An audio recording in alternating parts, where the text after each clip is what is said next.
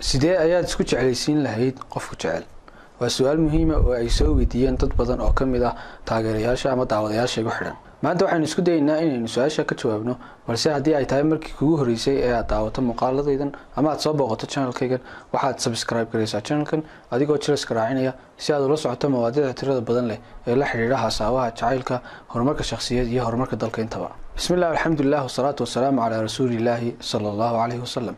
waxaa jira waxyaabo tiro badan leh oo ay dadku had iyo goor ay ku dhex jiraan, balse aanay aqoon u lahayn una baahan yihiin cid jawaabaheeda siisa. waxaa taa ka mid ah su-aasha iminka laysoo weydiiyey, taasoo ah sidee ayaa aad isku jeclaysiin lahayd qof aad jeclaatay oo balse kaasii jeeda. inta badan markay quluubta noqoto inagu ma maamulo mana xakamayno, taas waa tu ilaahay uu xukumo, ilaahay ayaana arrintaa maamula. balse waxaa jira kaartooyin aynu la iman karno taasoo inoo suuro gelin kara inaynu kasbanno quluubta qof kale, quluubta dadka aad jeceshahay ee iyagu aanay ku jeclayn ee kaasii jeeda.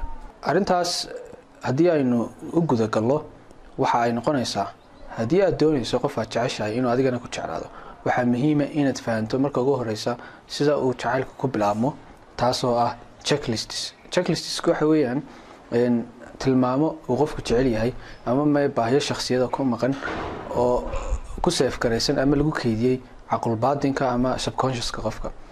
kuwaas waxay noqon karaan tilmaamo uu jecel yahay sida quruxda oo kale, sida lacag oo kale, sida kalgacal oo kale, ama tilmaamo ka maqan ama baahiyo ka maqan oo aan lasoo siinin markii uu yaraa, sida jacayl oo kale, sida inuu faqri kusoo barbaaro oo kale, sida in hooyo la-aan kusoo barbaaro oo kale.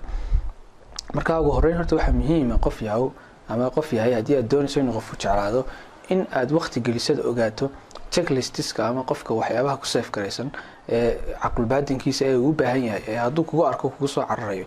marka waa inaad waqti gelisaa dabeecadihiisa, waxa uu xiiseeyo, waxa uu had iyo goor raadiyo iyo waxyaabahaas oo dhan. taasi waxay kaa saacidaysaa in marka waxyaabaha aad ogaato aad adiguna la timaado, deetana uu dareemo in baahiyo nafsiyad oo ka maqan isaga ama tilmaamo uu jecel yahay laakiin isagoo aanu dareensanayn subconsciouskiisa ku maqan, marka uu dareemo inuu adiga kaa helayo inuu kugu soo rooro oo kugu soo cararo.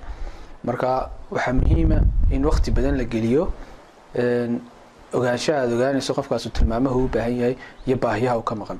marka si aad qof u kasbato waxay u baahan tahay dadaal badan, waxay u baahan tahay in aad waqti badan geliso, inaad waqti badan wareysato qofka adigoo aan dareensiinaynin in aad qofkan u socoto ama aad u baahan tahay. arrintaas marka waxay kaa caawinaysaa inaad si fudud kasban karto qof ku jeclaaday, isaguna uu si fudud ku jeclaan karo. aad iyo aad baad ugu mahadsantahay daawashadaada. ha ilaawin inaad like garayso muuqaalkan, sidoo kale aad commentka hoose igu soo qorto wax su-aala haddii aad qabto ku saabsan dareenka jacaylka. hana ilaawin sidoo kale inaad share garayso muuqaalkan, hana sii ilaawin sidoo kale in aad subscribe garayso channelkan si aad ula socoto jawaabaha su-aalaha soo socda.